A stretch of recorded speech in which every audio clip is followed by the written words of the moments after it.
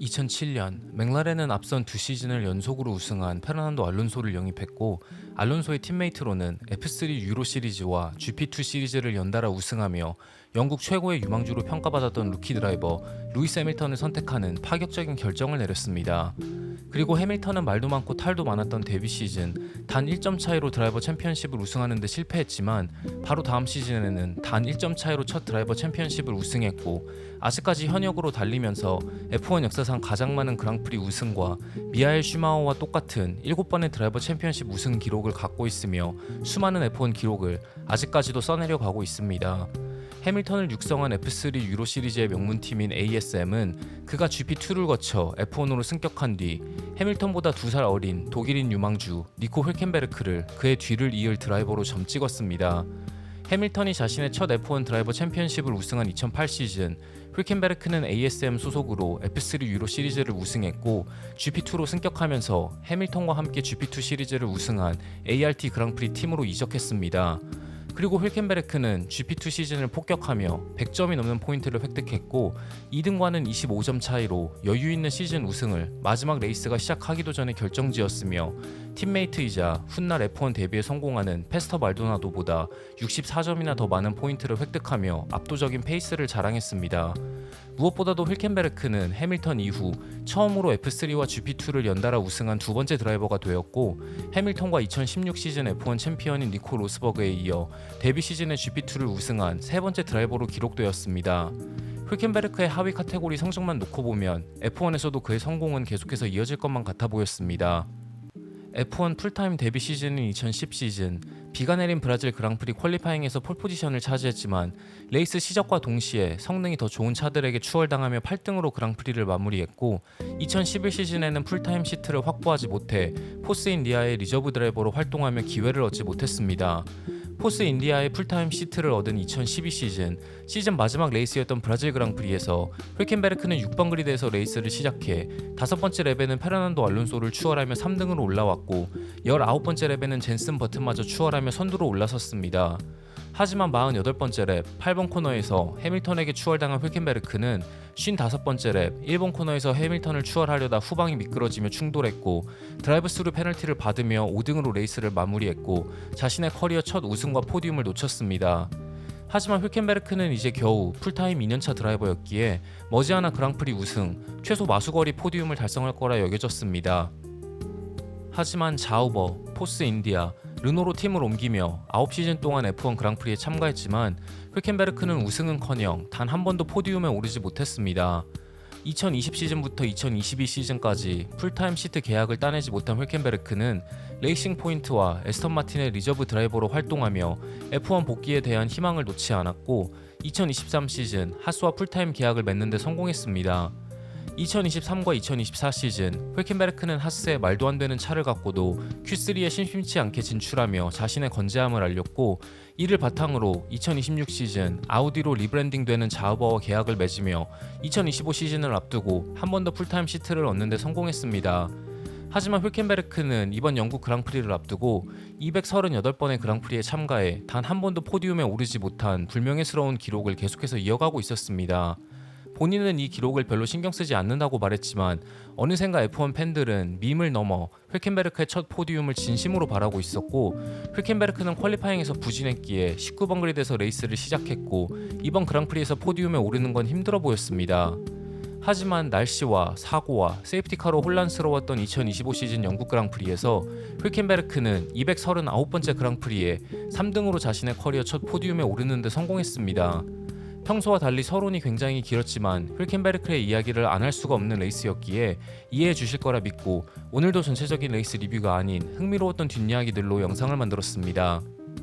팀의 홈 그랑프리이자 랜도 노리스의 홈 그랑프리인 영국 그랑프리를 앞두고 맥라렌은 새로운 플로어와 후방 브레이크 덕트를 준비했습니다. 그라운드 에펙트를 통해 플로어 밑에서 발생하는 석션을 재분배해 전체적인 에어로 밸런스를 잡기 위한 업그레이드라는 발표가 있었고, 2026 시즌 준비를 앞두고 2025 시즌 마지막 업그레이드 패키지의 일부라는 평가도 있었습니다. 레드불도 새로운 플로어와 플로어 펜스를 준비했습니다. 실버스톤의 러필드 코너에서 겨우 350m 정도 떨어져 있는 위치에 팀 헤드쿼터가 자리 잡고 있는 에스턴 마틴도 새로운 플로어, 펜스, 플로어 날과 함께 보디워크를 준비했습니다. 레이싱 불스는 새로운 프런트윙을, 윌리엄스는 새로운 플로어 펜스를, 그리고 자우버는 새로운 플로어와 함께 프런트윙을 도입했습니다. FP 세션 내내 맥라렌과 페라리의 페이스가 가장 좋아 보였고, 높은 온도 때문에 메르세데스는 다시 한번 후방 과열 문제로 고생했으며, 레드불과 맥스 베르스타펜은 언더스티어 문제로 차량 밸런스를 잡지 못했습니다. 하지만 FP2에서 레드불은 가장 좋은 롱런 페이스를 기록하며 퀄리파잉에서 맥라렌보다 더 앞선 그리드를 차지할 수만 있다면 스즈카에서처럼 맥라렌에게 추월할 기회를 주지 않고 우승을 노릴 수 있을 거라는 분석이 있었습니다. 베르스타펜은 레이스 페이스 시뮬레이션에서 평균 1분 32초 019를 기록했고, 샤를은 1분 32초 121, 그리고 노리스는 1분 32초 223을 기록했습니다.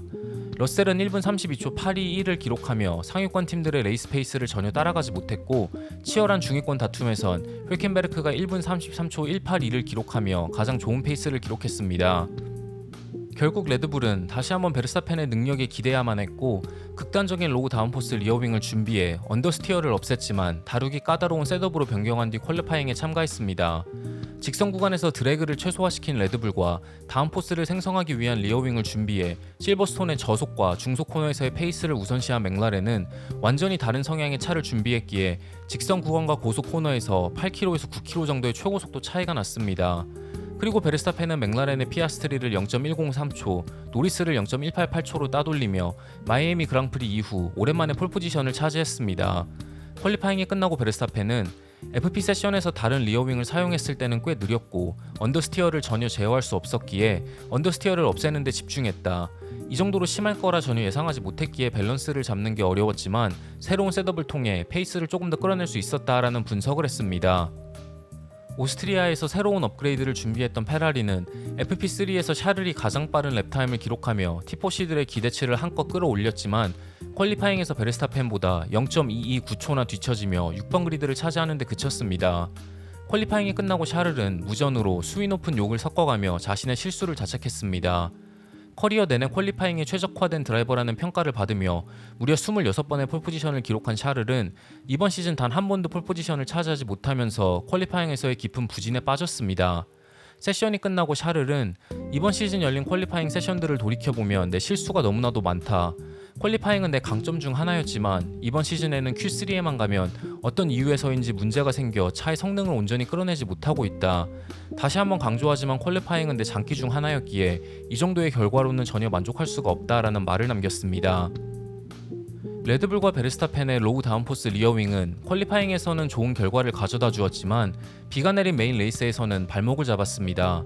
미끄러운 노면에서 차를 제어하기 위해선 다운포스를 더 많이 생성할 수 있는 리어윙이 필요했고, 베르스타펜은 스타트와 동시에 뒤에서 추격해오는 피아스트리를 상대로 수비하는 데 애를 먹었습니다. 세이프티카 뒤에서 이어진 포메이션 랩이 끝나갈 때쯤 러셀, 샤를, 하자, 볼톨레토, 베어맨이 바로 피트로 들어가 인터미디어 타이어를 포기하고 슬릭 타이어로 교체하는 도박을 했지만 노면은 아직 충분히 마르지 않았기에 첫 7바퀴 동안 혼란스러운 레이스가 이어졌습니다.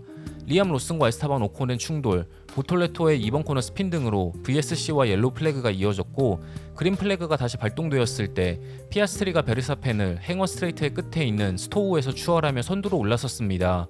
그리고 11번째 랩, 베르스타펜이 백햇에서 미끄러진 틈을 타 노리스가 추월하는 데 성공하며 맥라렌 1-2를 완성시켰습니다. 하지만 맥라렌은 노리스에게 5초가 넘는 피트스톱을 선물하며 노리스는 2초대의 피트스톱을 기록한 베르스타펜에게 다시 한번 추월당했습니다. 예상보다 비가 더욱더 거세지면서 세이프티카가 다시 한번 발동되었고, 첫 번째 세이프티카가 끝나갈 무렵 레이싱 불스의 하자가 메르세데스의 안토넬리와 부딪히며 두 번째 세이프티카가 발동되었습니다. 두 번째 세이프티카가 들어가던 시점 행어 스트레이트에서 피아스트리는 갑작스럽게 감속해 뒤에서 따라오는 차들의 타이밍을 뺏으려 했고, 베르스타펜이 피아스트리와의 충돌을 피하려 오른쪽으로 빠져나가야만 했습니다.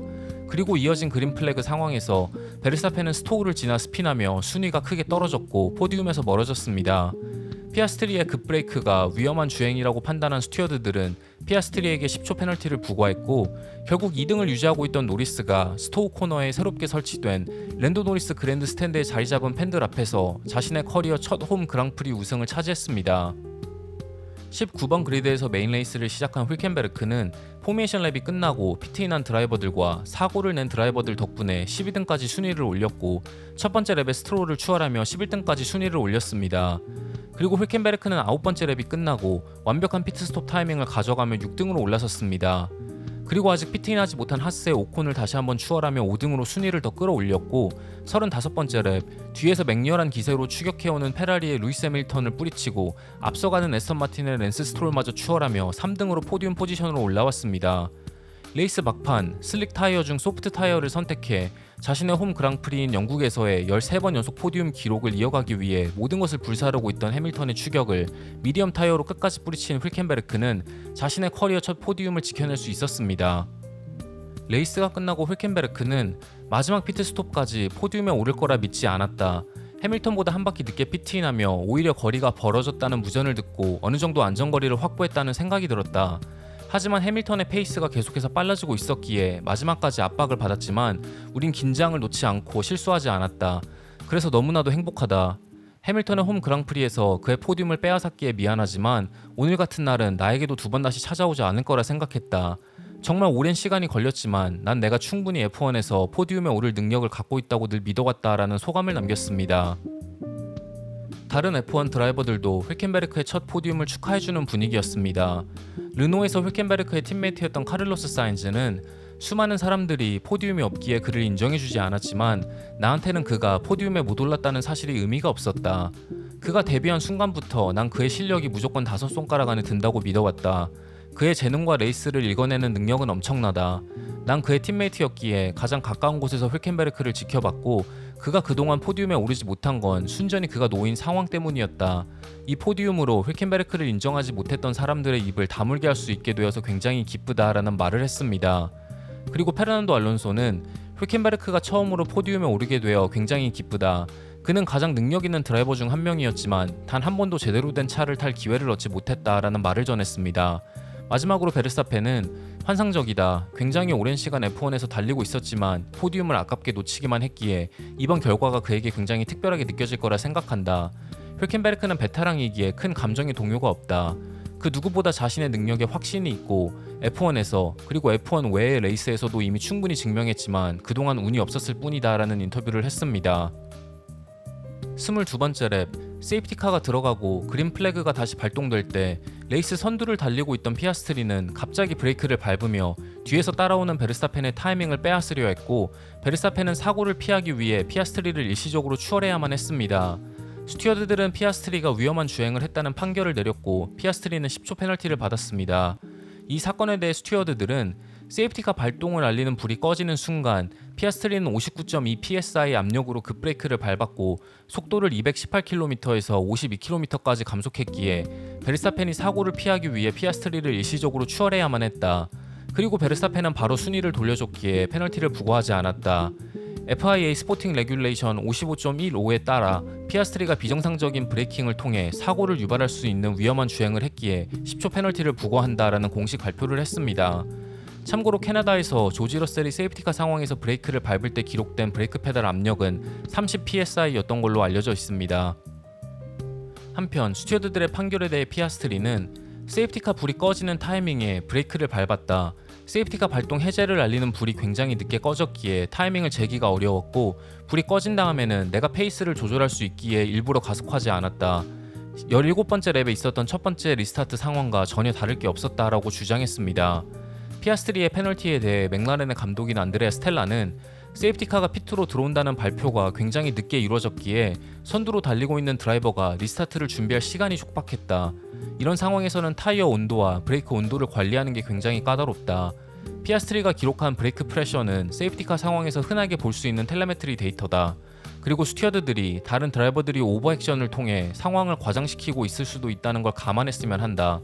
하지만 이미 페널티는 부과되었고 우린 이 페널티를 받아들였기에 다음 레이스에 집중할 예정이다 라는 분석을 했습니다.